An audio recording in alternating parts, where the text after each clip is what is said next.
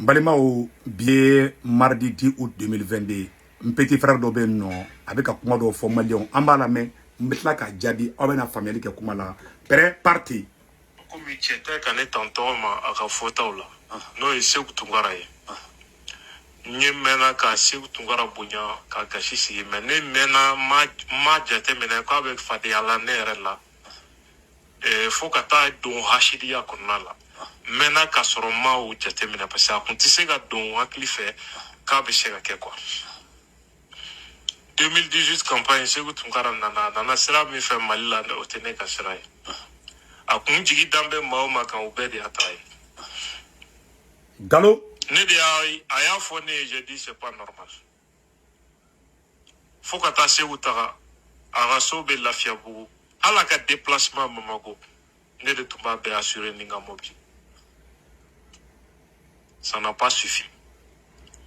ka don a kan ni i bɛ k'a ka mɔgɔ ɲɛnɛmaw ka rendez-vous ta n'u cɛ président ka intendant b'a la assemblée mɔgɔbaw b'a la ka bɛɛ o kan u bɛɛ y'u se kɛ a ye ne de y'o kɛ malien n'o ye tiɲɛ de ye k'ale donna ne mɔgɔ kan ko bɛɛ y'a sɛgɛn ne ye n'o ye tiɲɛ de ye n k'an bolo di n fasiw ma ni kuranɛ tɛ an nkalon tigɛ yan yɔrɔ la bon ni mɔgɔ min ye nin video ye i bɛ Seku Tunkara kɛ mɔgɔ langolo ye mun na nɔrɔlen bɛ nin cɛnin na mun na nɔrɔlen b'a la i ne tɛ an tɛ âge kelen ye ayi ne kɛ nin ye cogo ka ɲi n'i ta ye parce que au moins cɛ yɛrɛ ne ka kɔrɔ ni ye kosɛbɛ kosɛbɛ mais n y'a b'a la tantôt denmisɛnnin de don dɛ c'est à dire juguya de kɛlen bɛ ka a kɔrɔ quoi n'i y'a ye i b'a fɔ ko cɛkɔrɔbanin dɔ mais an tɛna don niveau la petit frère i juguya tɛ ne kɔnɔ ne taara Mali la i ko bɛɛ ye ne janfa i ye nkalon fana tigɛ ne ni mɔgɔ dɔ certes ne jigila mɔgɔ dɔw ye ne janfa o kɛra o ye tiɲɛ de mais bɛɛ y'a seko kɛ ne ka tali la i ko i ne taara don mɔgɔ kan ko bɛɛ y'a seko kɛ ne ye nkalon tigɛ ni fama kelen mun k'i taara ka ne n'o ɲɛ yira ɲɔgɔn na o ka a fɔ ko Seku Tunkara ko han e yɛrɛ ɲɛna n'o kelen don bɔnna prévu ye n'i ma bɔnna prévu ye a bɛ gɛlɛya dɛ dɔgɔ sabali ka kuma dɔw fɔli dabila et puis e man ka nin kuma ninnu fɔ quoi ninnu ye sutarala konun de ne bɛ ka kuma ne bɛ ka kuma mun fɔ réseau kan i bɛ n wele de kɔrɔ e ko mɛ ne de ma wa kɛlɛ kun tɛ dɔwɛrɛ ye dɔrɔn ko ne ko moteur ko Surasu ye dɔ ka moteur fali i wulila ka ne kɛlɛli daminɛ ko ne ko n bɛ e de ma wallahi billahi kelen tɛ mɔgɔ caman b'a den de parce que n'i ko k'a ye zon bɛɛ mɔgɔ zon bɛɛ bɛ siran parce que ne yɛrɛ kun bɛ nin fɔ don min na ne hakili tɛ e la koyi petit frère pour la vérité ne kun hakili tɛ e la mais i ye ne kɛlɛ de hali misiko ngalon dɔrɔn na i y'o video partager ne tɔgɔ bɛ tiɲɛ video la i y'a bɛɛ partager daminɛ i bɛ Sogɛli gosi Sogɛli ka video manu Sogɛli misitigi Sogɛli de misiti ninnu ma e de y'a bɛɛ bila i ka page kan e y'a bɛɛ partager hali Ivoirien ka ɲɛ don ne la e de bɔra na e de a yira Ivoirien na ko ne bɛ fɛ ka Mali ni Côte d'Ivoire bila ɲɔgɔn na hali sini a menace bɛ ne kan ne tɛ kan venger i la o non hali Surasu ne bɛ kuma dɔ la ni ne y'i ye n'i ma jouer kɛ wagati min na ne tɛ s'i ma mais ni ne y'i ye k'i bɛ fɛ ka double jeu de kɛ ne bɛ bɔ ka essayer ka yiri cadre dɔɔni dɔrɔn a banna juguya tɛ foyi tɛ et puis ne bɛ kuma caman fana fɔ ne kun tɛ e ma quoi wallahi ne bɛ kuma caman fɔ ne kun tɛ e ma ne ko n ko journaliste mɔgɔ caman bɛ transition kɔ c'est des infiltrés ne ma hali sɔn a fɔ n ko Surasu dɔw b'a la ne ma fɔ n ko au niveau de la SE mais est-ce que cela a à voir avec toi mais n ko ne bɛ k'olu kumaw fɔ don o don e bɛ k'i yɛrɛ victimiser ka kɛ i n'a fɔ ne bɛ e de kɔ ne b'e kɔ ne yɛrɛ hakili tɛ e yɛrɛ la yɛrɛ hali kunun lundi ni Surasu ka fɛnw nalen i ye kuma fɔ i ni minnu bɛ plateau kan aw ye kuma fɔ aw ma dɔn mun kɛra ne b'a dɔn mun kɛra wallahi billahi Surasu dɔw de bɛ olu t'anw fɛ o ye tiɲɛ de ne kelen tɛ hali ni minnu bɛ ka kuma plateau kan Surasu dɔw u t'an si fɛ k'an bɛ propagande de la ka sɔrɔ an bɛ ka tiɲɛ de fɔ an bɛ k'u dɛmɛ de parce que Surasu dɔw bɛ yen et ils sont en mission France ka mission de don olu tɛ fɛ an ka bolo bɔ France bolo olu bɛ siran France la Surasu b'u la o u yɛrɛ b'u dɔn fana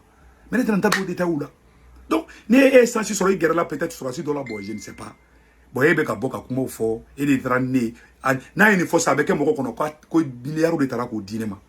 ni fɛn mun dira ne ma a bɛɛ fɔ réseau sanfɛ n'i m'a fɔ k'i taara k'u y'u seko kɛ ne ye u y'u seko mun kɛ ne ye bon i ko fɔ dɔrɔn sabali sa cɛ bon mɔgɔ jumɛn bɛ se ka ko kɛ ni e ye sutura t'i ka ko la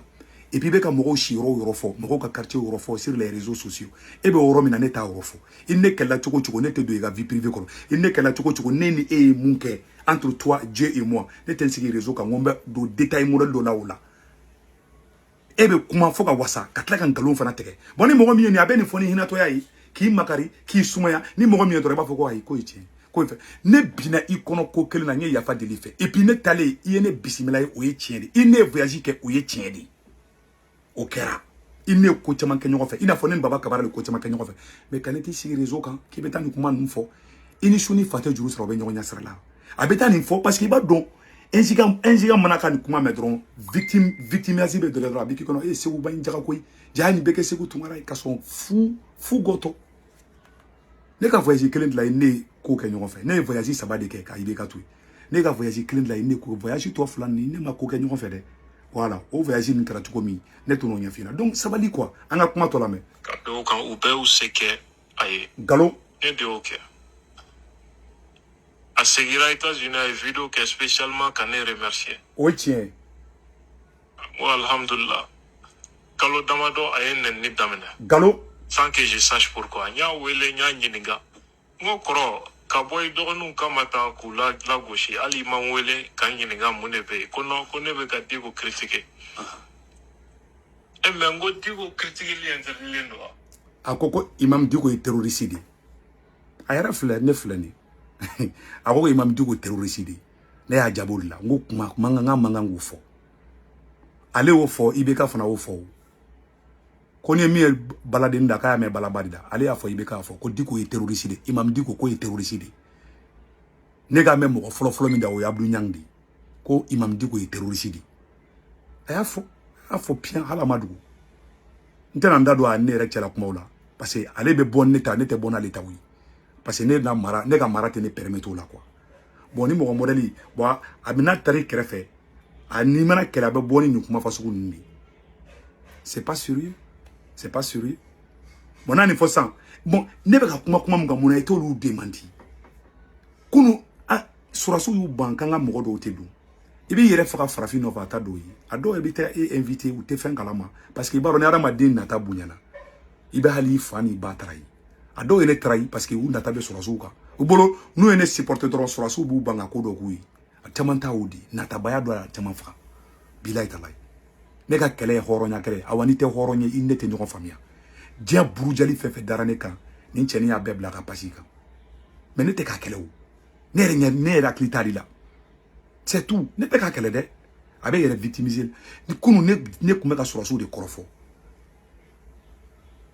abe mana kan sugu be fo ko sugal ni misiu dama ngale ku mubla ka paju safa ay ta ka paju safa bébé c'est sabali sa ka ko ronya sa inete nyonya nya sarala kuy ikle diga keleke mais ne den kali courant la était transition était ka deme ika mission te dore ka sugal ni so fara malien be ko don no te tien na tambolo di mfama mfashuma o yi tien di tani do kele maje oh ini munu be émission ni fon ke bon tena ndado lion aw de la ka tenter o ka ba gushi wa ma jaw bolodi aya tenter ka émission ni fon be sikala ka teme dans les passés a do tara ka tara mo waro ta sente o kono kana premier ministre gushi ka plateau ka ne yero ti ka plateau ka be balnela ne gembe be défense ta ala kama mais beni ka mara tugudu ne te mo shi jugwa I jugwa tene kono be I jugo de mai ite transition en benin fait ibe fara farali de la ni tiente ngata mbulu din fasuma ala ka agli nyuma ndambema